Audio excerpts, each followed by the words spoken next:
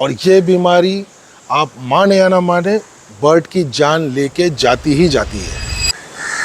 आज का वीडियो हमारे लिए थोड़ा सैड, थोड़ा तकलीफदा और थोड़ा आपको गमगीन कर सकता है, हम और आप जैसे ट्रू बर्ड लवर के लिए जो अपने बर्ड को अपना पेट नहीं अपना फैमिली मेम्बर मानते हैं। तो अगर आप चाहते हैं ये वीडियो को स्किप करना तो आप अभी ये वीडियो को अभी स्किप कर सकते हैं। मेरा नाम है शेख तनवीर और आज हम लोग बात करने वाले हैं एवी कल्चर या बर्ड हॉबी, उसके सबसे डेडली वायरस इन्फेक्शन के बारे में, जिसके बारे में या तो बहुत सारे बर्ड हॉबीज जैसे आप या मेरे या बहुत सारे ट्रेडर को या तो पता नहीं होता या इस बारे में वो बात नहीं करना चाहते।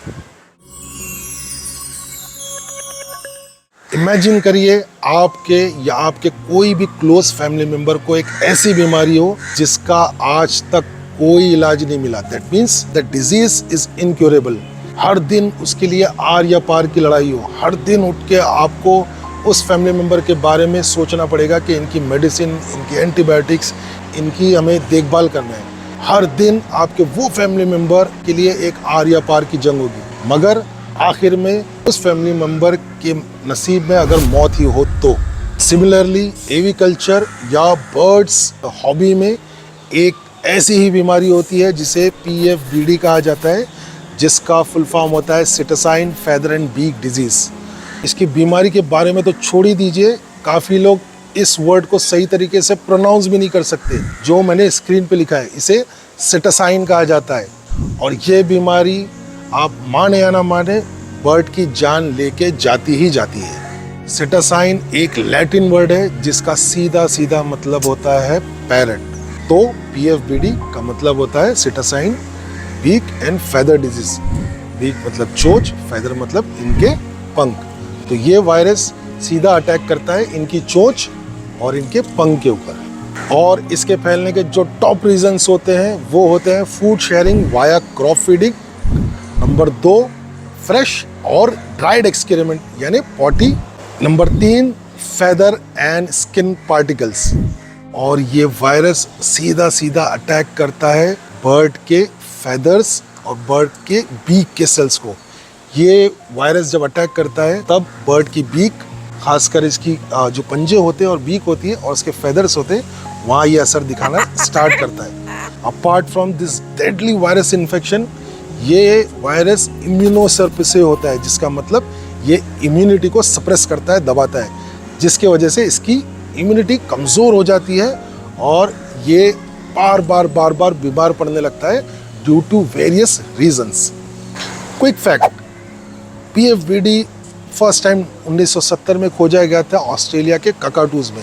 आज भी ये वायरस सबसे ज़्यादा जो फैलता है और जो सबसे ज़्यादा कैच करता है वो होते हैं cockatoos, African greys, eclectus, lories and African lovebirds. मगर ये ख़तरनाक बीमारी फैलते कैसी है, आइए मैं आपको बताता हूँ। इसके 2 बहुत बड़े रीज़न होते हैं। एक होता है वर्टिकल ट्रांसमिशन, दूसरा होता है हॉरिजॉन्टल ट्रांसमिशन। तो पहले मैं आपको बताता हूँ ये वर्टिकल ट्रांसमिशन कैसा होता है। इमेजिन करिए एक एक्जॉटिक बर्ड्स के पेरेंट्स अगर वाइल्ड में हो, जब उनके पेरेंट्स एक इन्फेक्टेड बर्ड्स के फेदर पार्टिकल्स या एक्सक्रेशन यानी पॉटी को इन्फेक्ट किया हुआ खाना डायरेक्ट अपने बच्चों को मुंह से खिलाते हैं, तब जाके ये बर्ड इन्फेक्टेड होता है PFBD से। यानी अगर इनके माँ बाप जाने अनजाने में वाइल्ड में during nesting period infected bird की कोई भी छुई हुई चीज़, जिसके अंदर पॉटी हो सकती है, उगला हुआ खाना हो सकता है, अगर इन्होंने या उनका फेदर का पार्टिकल अगर उन्होंने वहाँ से वो खाना उठाकर इसके बच्चे के मुंह में डाला तो ये वायरस वहाँ ट्रांसमिट होता है। Number 2 horizontal transmission. Horizontal transmission का मतलब ये होता है आपके पास ऑलरेडी बहुत सारे बर्ड्स हैं और आप जाने या अनजाने में एक इन्फेक्टेड बर्ड जो PFBD से है आपने फ्लॉक में लाके इसको शामिल कर लिया। इसकी खाई हुई चीज़ें, इसकी ड्राइड और फ्रेश एक्सक्रीमेंट मतलब इसकी सूखी हुई या गीली फ्रेश पॉटी किसी बर्ड के टच में आ गई, तब जाके बीमारी सारे फ्लॉक को फैल सकती है और इसका सबसे ज़्यादा चांस होता है PFBD होने का। तो आइए मैं आपको बताता हूँ इनके सिम्टम्स क्या है। एज पर अगर आप कोई अच्छे वेबसाइट पे जाएंगे, वहाँ पर इनकी साइंटिफिक लैंग्वेज में इनके सिम्टम्स लिखे, जो आपको मैं हिंदी में ट्रांसलेट करके बताऊंगा ताकि आपको आसानी है। नंबर 1 बर्ड वीकनेस यानी बर्ड कमज़ोर होना। दूसरा होता है एनरोक्सिया यानी खाने के पैटर्न में चेंजेस होना, या बहुत ज़्यादा खाना या बहुत कम खाना। उसके बाद होता है रिगर्जिटेशन मतलब खाया हुआ डाइजेस्ट किया हुआ खाना उल्टी करके वापस अपने मुंह तक लाना। उसके बाद डायरिया मतलब फ्रीक्वेंट लॉस ऑफ जब पॉटी होती है उसके साथ में वाटर का सब्सटेंस भी सबसे ज़्यादा होता है। और फैदर का लॉस होना। फैदर लॉस के अंदर क्या होता है, फैदर के जो जड़ें इसकी होती है, अगर आप आएंगे यहाँ पर, ये फैदर के जो टेल्स होते हैं ये कमज़ोर होना स्टार्ट हो जाते हैं। तो फैदर कंटिन्यूस खुद से झड़ते रहते हैं और कभी कभार फैदर्स के जो पिन होते हैं, जो एंड होते हैं, वहाँ पर इसका ब्लड भी देखने मिलता है। चलिए मैं आपसे एक सवाल पूछता हूँ। एक फैदर प्लकिंग बर्ड और एक फैदर लूजिंग बर्ड, जिसका मतलब एक बर्ड जो फैदर प्लकिंग करता है और एक बर्ड जो फैदर को लूज कर रहा है, इसमें आपको डिफरेंस कैसे पता चलेगा? मैं आपको बताता हूँ। एक फैदर प्लकिंग बर्ड जब एक फैदर अपने खुद के प्लक करता है यानी नोच के निकालता है, वो कभी भी अपने सर के बाल या सर के फैदर्स को नोच नहीं सकता, क्योंकि चोट यहाँ से घूम के यहाँ से फैदर को प्लक नहीं कर सकती। मगर एक जो फैदर लॉस किया हुआ जो बर्ड रहता है, उसके बॉडी के सारे बाल इंक्लूडिंग उसके क्रेस्ट के बाल, क्रेस्ट के फैदर भी लूज होते हैं।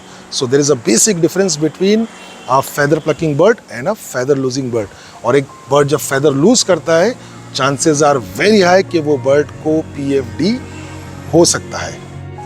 रही बात इनके ट्रीटमेंट की, देखिए आज तक PFBD का कोई ठोस इलाज नहीं मिला है, जिसका मतलब हम लोग एंटीबायोटिक या इनके जो दवाइयाँ देके इनकी मौत के जो समय है उसको आगे बढ़ा सकते हैं। समझ रहे? देखिए मैं आपको डराना नहीं चाहता या मैं आपको कोई ऐसी बात नहीं बोलना चाहता जिसके वजह से आप डिस्करेज हो जाए, मगर ये एक हकीकत है और हकीकत जितना जल्दी एक्सेप्ट कर ली जाए उतना बेहतर है। PFBD अगर आपको कोई भी एवियन वेट बोले कि हाँ इसका इलाज है, इसका कोई इलाज नहीं है, ठीक है।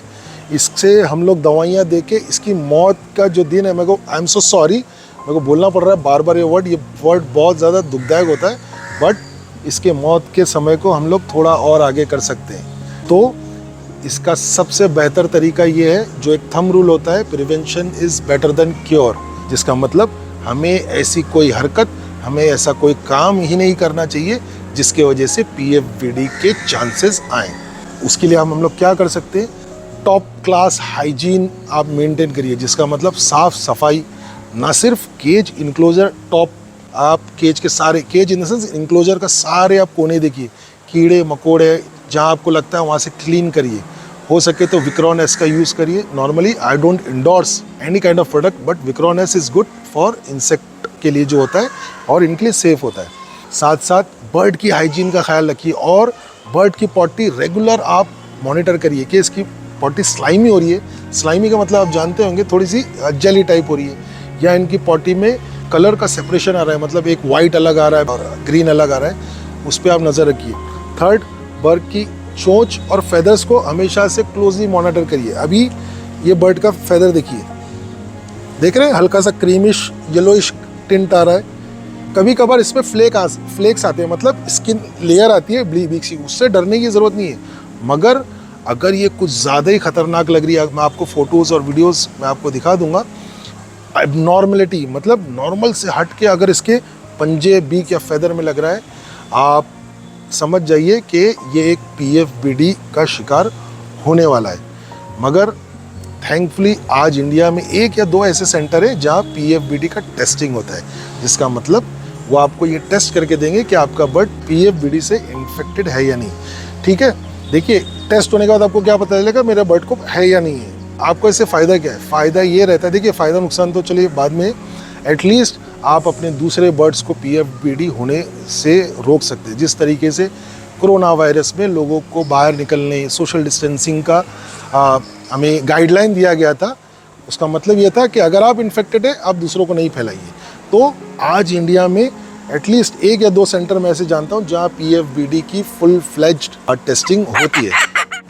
तो ये था आज का वीडियो PFBD के ऊपर, जिस तरीके से आप अपने घर के फैमिली मेम्बर्स का, चाहे वो छोटे बच्चे हों या बड़े हैं, उनका ख्याल रखते हैं, उसी तरीके से अपने बर्ड का ध्यान रखिए।